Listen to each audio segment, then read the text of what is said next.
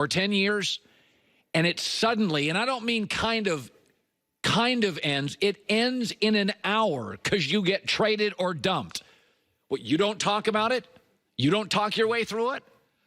These professional athletes, this is not like you and your wife fighting, talking about divorce for years. How do we split up time with the kids? And then 2 years in, you break the relationship off. This is, hey, I love you too. I want a divorce. Hey, why are you talking about it? This is what happens to pro athletes. And I've been in this business. I've bounced around to 4 different companies. You speak your way through it. And by the way, even when you do want to stop talking about it, people come up to you and ask you about it. GQ magazine comes up, OBJ. Hey, you want to talk about the Giants? You didn't have a choice. You can keep saying no.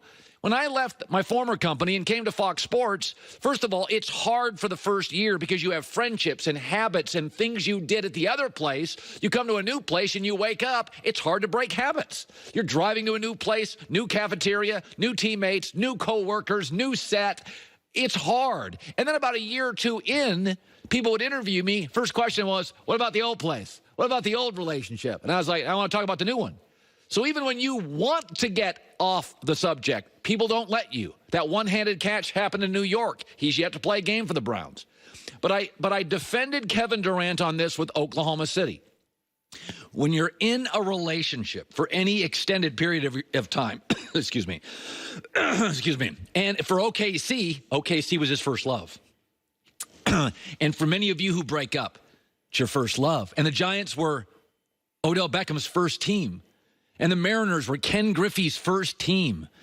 Your first professional job, it's like your first love. It goes deep. It's embedded. You make a name for yourself. First people to pay you and admire you. And you went to camp and you've got friendships. And then all of a sudden, they trade you. When they'd gone to the media and said, we love him, we would never trade him. So they lied. And 1 hour, you're a Giant, and the next hour, they remove your parking space, and you're supposed to just shut it down and move on? I'm not a therapist, I don't even think that's healthy. I bet if you went to a therapist and said, yeah, I just broke up, they'd say, you need to talk about it. You need to talk your way through this situation. These pro athletes get lied to, get dumped, get traded, get moved on, and you just want them to not talk about it a month later? Give me a break. I mean, I got my issues with OBJ. He can be a little needy and a little high maintenance, and I don't love being in the end zone and proposing to a kicking net, but I'm going to defend him on this. He has a right to talk about the Giants. By the way, he did add juice to the franchise. He did prop up Eli Manning. He was the most captivating player. There were more OBJ uniforms and jerseys in the stadium than any other player. He was the best part about the New York Giants offense for most of his time there until Saquon Barkley arrived. And they said they wouldn't trade him. Then they did. Yes, it's painful. Yes, you should talk about it. Yes, I'll defend you. And again, I got my issues with him. I think, a lot of times, I'm just like Brady. No, you're not. You pee in end zones. You're on a fishing boat or some boat with a bunch of blunts right before a playoff game, and you make sure it gets to Instagram. Like, you're not Brady. But in this instance, I'm going to defend OBJ. He did everything possible. The Giants were a chaotic mess. Coach after coach fired, coordinator after coordinator fired, hanging on to Eli too long, didn't surround him with talent, bad O-line. I'm going to defend him on that. He has a right to answer questions and a right to talk about it, and I think it's healthy. Nick Wright talked about this on First Things First this morning. All parties are to blame for Odell now being in Cleveland. The problem is nobody wants to take any of the blame. Odell, as much as I like him personally, has not said, I should have done this better. And the Giants shouldn't have come out and lied and said we didn't sign him to trade him. And they shouldn't be lying to their fans acting like, no, Eli's still a great quarterback, but by the way, we drafted this Daniel Jones kid. Yeah. Going to support OBJ on this issue. You have a right to talk about a relationship that just ended. I think it's healthy. And when you get asked about it, what are you supposed to do? And he's right. They lied to him. They didn't give him a ton of respect. They weren't honest. The first sign somebody doesn't respect you is they're not honest with you. Respect isn't money. Respect is honesty and authenticity, and the Giants weren't with him. All right, let me shift to the Cowboys. Swear to God, season hasn't started. They're in the news every day. Amari Cooper was a first-round draft pick. Went to the Raiders, made a lot of money. Cowboys said, we like Amari Cooper. Amari Cooper came out yesterday and said for the Dallas Cowboys, a very valuable player for them, no rush on a new contract. I'm going into free agency at the end of the year. I trust myself, and I'm all good. Now, it should be noted, Amari Cooper has leverage. Dak Prescott was 7-2 with Amari Cooper and a passer rating of 103.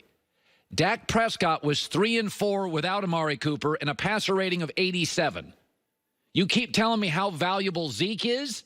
Dak Prescott was a different quarterback with Amari Cooper. Yet Amari Cooper, year out, gonna play, gonna deliver. This is one of the reasons I like the addition of Amari Cooper. My guys in college football said, great kid. Hard worker, head down, great kid. I didn't buy the rumors that he was a malcontent in Oakland. I didn't buy it. I said it on the air. I love the move for the Cowboys because I love the kid. By the way, Dak Prescott also has leverage. Dak Prescott has won the division 2 of 3 years. Dak Prescott was not a first-rounder. He was a fourth-rounder. He's never been paid yet. And he's won the division 2 times in 3 years for America's #1 football brand. He's got leverage. He also plays the most important position. So Amari's got leverage and Dak has leverage. And in both instances, let's just play, get the season done. Now, Dak has said, I'm not taking a discount, but there's no holdout. Amari, no holdout. Yet this morning, here's the latest on Ezekiel Elliott. You know, he hasn't firmly decided on his contract holdout. He may leave the country. Okay, this is a guy who was a first-rounder. He's already been paid well. He's 2 years out. There's all sorts of off-field nonsense, some of it judicial. Zeke is noise, and noise loses in this league. Jacksonville was a very good football team that got to the AFC Championship. They got noisy. They finished 5-11. The Steelers were the most talented team in the league that didn't make the playoffs. Why? They got noisy. Green Bay and the Giants last year both got noisy. You want to know who got quiet last year? Kansas City started to get noisy, bailed on Kareem Hunt, went back to being quiet, got to the AFC Championship. Patriots were quiet. Rams were quiet. Seattle was noisy 2 years ago, got quiet, made the playoffs. Saints, Bears, Rams, Chargers, no noise. Noise equals distraction, and distractions equal losses in the NFL. This is not the NBA. The NBA is a living, breathing soap opera. The coaches know it, the players know it, the GMs know it, and the owners know it. Noise is just part of the culture of the NBA. It's a players' league. It's a stars' league. They have shoes. They've got brands. They've got opinions. It is a player-driven league, and players talk a lot. The NBA isn't dependent on quiet to win. LeBron's teams are always noisy. The NFL is different. There is a direct line. The noisier you get, the less you win in the NFL, because distractions, this is not the NBA where you have 4 or 5 teams that just have better players. In the NFL, the worst roster in the NFL could be Buffalo. The best roster could be Philadelphia. And if they played tomorrow in Buffalo, the spread would be 4.5 points. I'll say it again on Zeke. You could get a ton of draft picks for Ezekiel Elliott. You could get players and picks and get really quiet. You could get really, really quiet really, really quickly. Because Amari's got leverage, no noise. Dak's got leverage, no noise. Zeke has some leverage, nothing but noise. NFC is jam, folks. There is no room for distractions.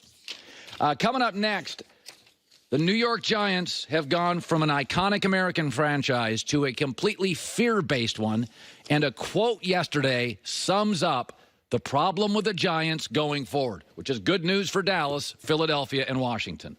Becoming a successful business owner doesn't just happen. It takes a lot of work, and it takes not only you being willful, but you being focused, okay?